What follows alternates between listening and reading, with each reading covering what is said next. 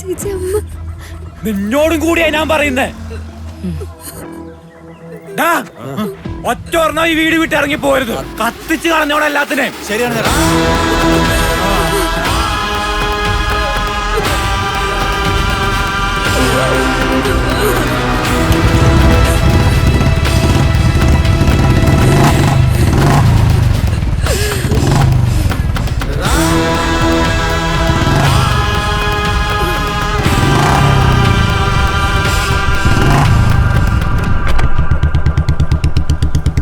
ഞങ്ങളൊക്കെ പുള്ളിനെ കൂട്ടണ്ട, ഞാനുള്ള കാരണം പേടിക്കണ്ട.